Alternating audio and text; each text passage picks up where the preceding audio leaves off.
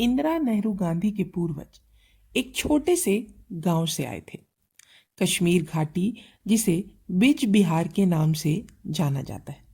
संस्कृत के बीज का अपभ्रंश है, विहार बीज का निवास स्थान। इस छोटे से गांव में कई लोक कथाएं समाहित हो उठती हैं। यहाँ बौद्ध धर्म और शक्ति पूजा के अंश मिलते हैं। जीवित रहे यह गांव घाटी में एक चट्टान के लिए प्रसिद्ध था जो ऊपर उठी हुई थी।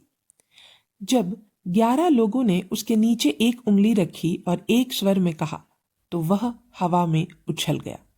देविका के बीज स्वर का पाठ किया।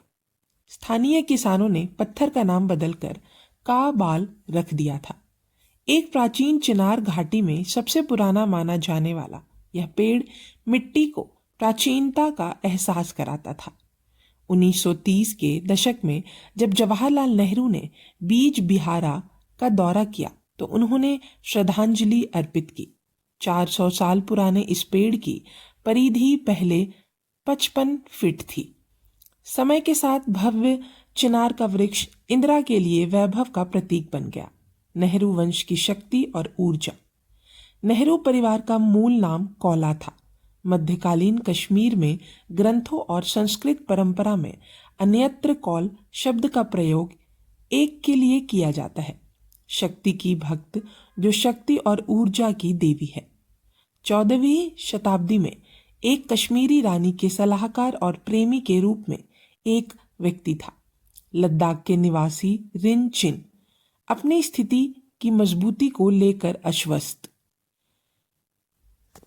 लद्दाखी ने घाटी के पंडितों से पूछा कि उन्हें अपने धर्म में परिवर्तित करने का प्रयास किया। ब्राह्मणों ने इनकार कर दिया। कठोर सरल स्वभाव वाले बर्बर ने बदला लेने की कसम खाई। उसने एक मुस्लिम सूफी संत से संपर्क किया और उनसे मदद मांगी। उन्होंने इस्लाम धर्म अपना लिया। जल्द ही अब मुसलमान बन चुके लद्दाखी ने एक विद्रोह को अंजाम दिया और रानी से सत्ता छीन ली गई। इसके बाद जबरन इस्लाम धर्म परिवर्तन कराया गया।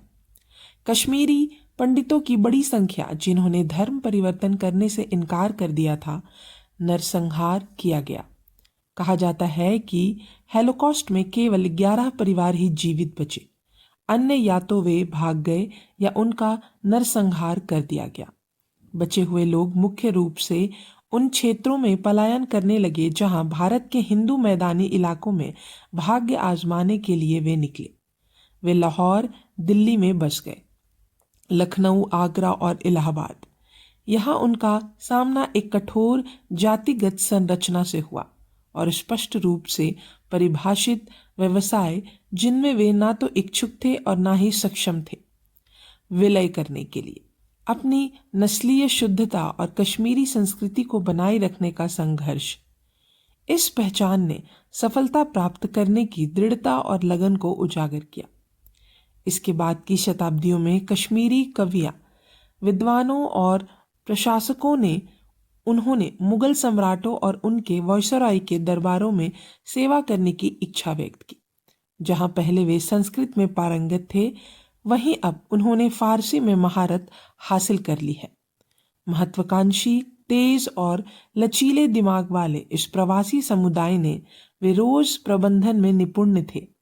उन्होंने दरबारी षड्यंत्रों और उसकी बारीकियों को शीघ्र ही सीख लिया। जीवन रक्षा के लिए आवश्यक कौशल। सन 1760 में मुगल सम्राट फारूक सियर कश्मीर की यात्रा पर थे। मुझे बीज बिहार के एक प्रख्यात विद्वान पंडित राज कौले के बारे में पता चला।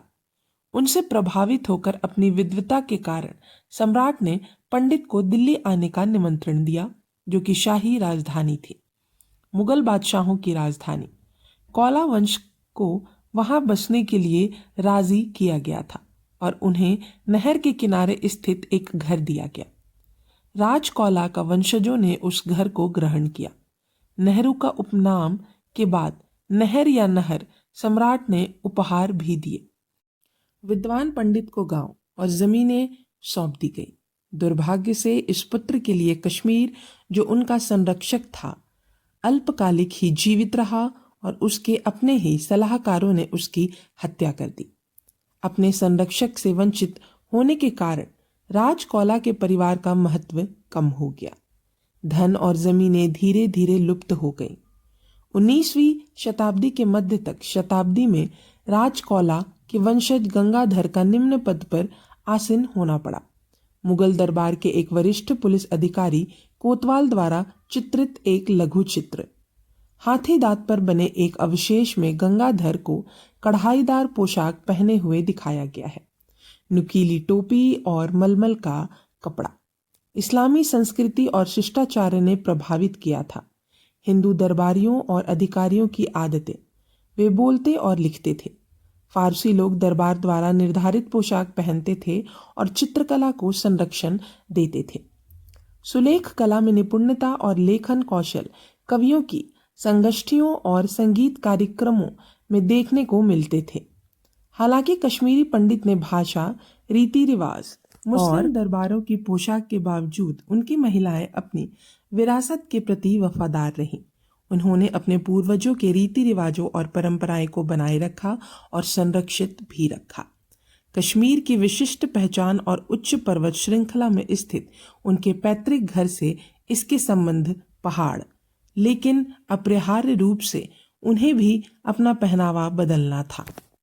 लंबा साड़ी पहनने से कश्मीरी भाषा से संपर्क टूट जाता है।